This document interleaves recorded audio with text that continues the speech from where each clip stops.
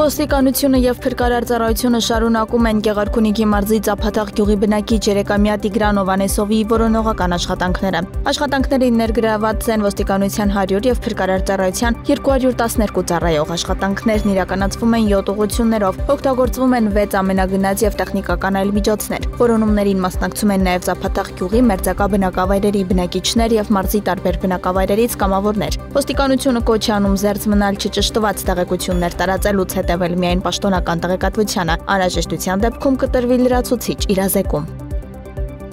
Վարչապետ Նիկոլ Փաշինյանը հոկտեմբերի 29-ից 30-ն աշխատանքային այցով կլինի Ֆրանսիայի Հանրապետությունում։ Այսօր վարչապետը կմասնակցի Փարիզի խաղաղության 8-րդ համաժողովին, նախատեսված են նաև երկկողմ հանդիպումներ։ Հոկտեմբերի 30-ին Ելիսեյան պալատում կկայանա վարչապետ Փաշինյանի հանդիպումը Ֆրանսիայի Հանրապետության նախագահ Էմանուել Մակրոնի հետ։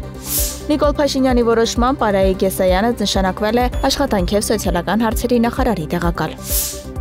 Ներքին գործերի նախարարության սպասարկման գրասենյակները շարունակում են իրականացնել շրջիկ սպասարկում քաղաքացիներին մատուցելով ինչպես միգրացիայի եւ քաղաքացիության ծառայության, այնպես էլ հաշվառման քննական բաժինների ծառայություններ։ Ներքին գործերի նախարարի հրամանով հոկտեմբերի 30-ին եւ 31-ին շրջիկ սպասարկման գրասենյակները քաղաքացիներին կտրամադրեն մի շարք ծառայություններ Սյունիքի մարզի Քաջարան համայնքում, համայնքապետարանի հարևանությամբ Վայոց ձորի մարզի Վայք համայնքում, համայնքապետարանի հարևանությամբ եւ Սյունիքի մարզի Գորայք համայնքում, համայնքապետարանի հարևանությամբ։ Շրջիկ սպասարկման ընթացքում քաղաքացիները կարող են փոխանակել անձնագիր, ստանալ ժամանակավոր պաշտպանության վկայական կամ տեղեկանքներ։